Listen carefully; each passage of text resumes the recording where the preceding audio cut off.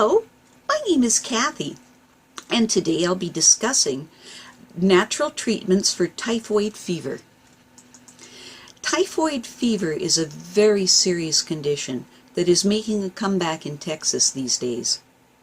It is strongly recommended that you see a regular medical doctor in order to get antibiotic treatments. However, if this option is not available to you for some reason, or you wish to help a typhoid fever patient recover faster and with fewer complications, then listen on. First off, you need to determine if what you're dealing with is, in actual fact, typhoid fever. Typhoid fever is a bacterial infection of the bloodstream and intestinal tract that is highly contagious. Impure drinking water is responsible for a large majority of typhoid cases. Contaminated milk is also a major cause of typhoid fever, as is contact with an infected person.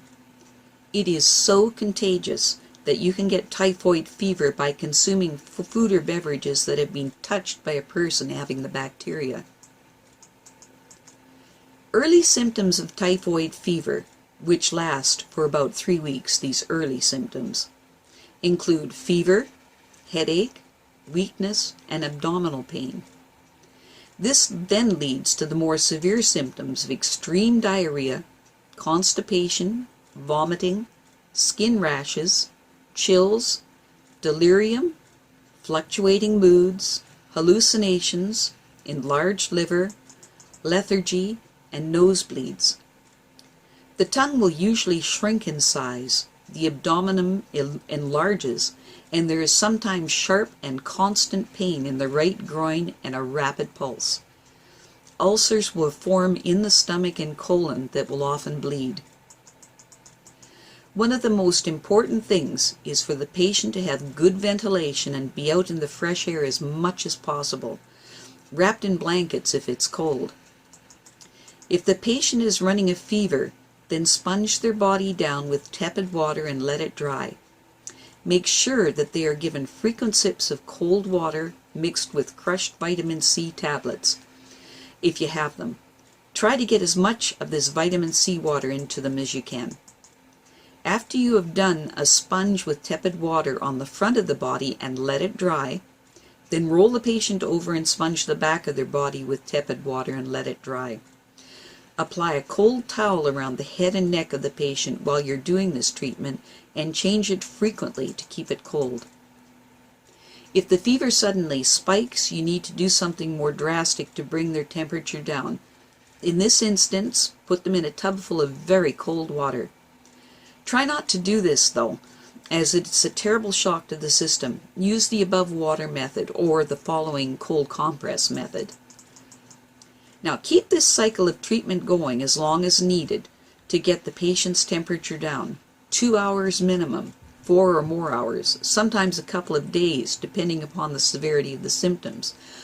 If the patient shows signs of chilliness, stop the treatment and put a hot water bottle on their stomach and cover them up until they feel warmer. Then resume. One of the simplest home remedies for typhoid fever is applying cold compresses. This will help the body temperature to come down quickly. What you need to do is to dip a washcloth in cool water and next draw out the excess water and then place it on the forehead. You must frequently change the washcloth. It is recommended to repeat this remedy until the temperature drops. Another option is to use a cold, damp washcloth to sponge areas such as the armpits, hands, feet, and groin repeatedly in order to decrease body temperatures. You can do this kind of home remedy for typhoid at regular intervals in order to reduce a high fever. Start taking a tablespoon of colloidal silver 4 times a day. In order to heal the ulcers in the rectum and colon, give an enema every day using white oak bark, red raspberry leaves, or wild alum root. To make this solution, mix 1 teaspoon each of the white oak bark, red raspberry leaves, and white alum root and then add 2 cups of boiling water and steep for 5 minutes. Let the solution cool to a lukewarm state before giving the enema. Get the patient to hold in the solution as long as possible. Follow this enema with a colloidal silver enema.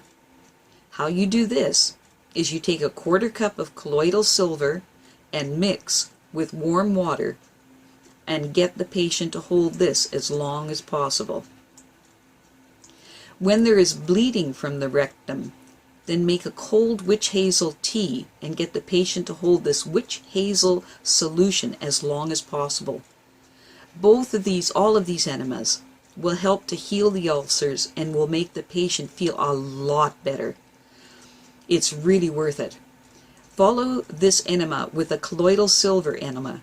Take a 1/4 cup of colloidal silver and mix with warm water and get the patient to hold this as long as possible. So, to recap, if there's blood, use the witch hazel first and then follow with the other 2 enemas, finishing up with the colloidal silver. For ulcers of the stomach, steep a teaspoonful of golden seal and wild alum root in a pint of boiling water. Let this tea cool and have the patient swallow a mouthful every hour. To combat the diarrhea, mix a 1/2 teaspoon of salt with 2 teaspoons of sugar into a cup of water and have the patient drink this solution 3 times a day. It is critical that the patient drink large amounts of fluids in order to combat the dehydration that does occur with typhoid fever. The best fluids to consume are fruit juices, in particular orange juice. Apple cider vinegar, honey, and hot water is another very effective beverage to consume daily. Honey helps to regulate the digestion. Another excellent juice is to mix a tablespoon of ginger in with a glass of apple juice and drink immediately. Echinacea tea is very beneficial to help strengthen the immune system as well as helping to treat the bacterial infection. Garlic is another important element. Eat 2 cloves of garlic on an empty stomach for several weeks in order to help remove typhoid fever symptoms. You can also mix crushed garlic, 1/2 teaspoon, milk, 1 cup, and water, 4 cups. Boil this mixture until it decreases to 1/4 of the original volume. Now it's best to drink this 3 times a day. Raisins are another wonderful food for typhoid fever because the germs that cause typhoid fever can be killed by them. Raisins work as a natural tonic for the body and are very effective for treating typhoid fever. How you do this is to soak raisins in cold water overnight or for at least 2 hours and then eat them the next morning. Do this every day.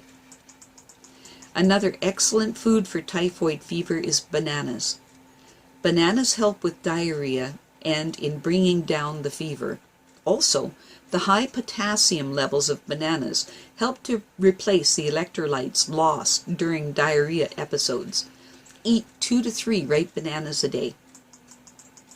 Eating cultured milk products such as yogurt, buttermilk, and kefir are excellent additions to the recovering diet as they help to reestablish beneficial bacteria in the digestive system.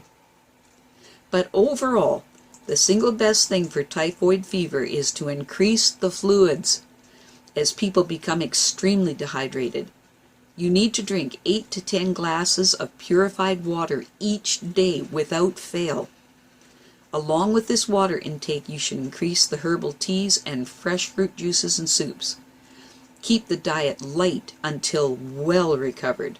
Thin soups, watery oatmeal, and things of this nature. The digestive system needs to be treated gently for a long time with this disease.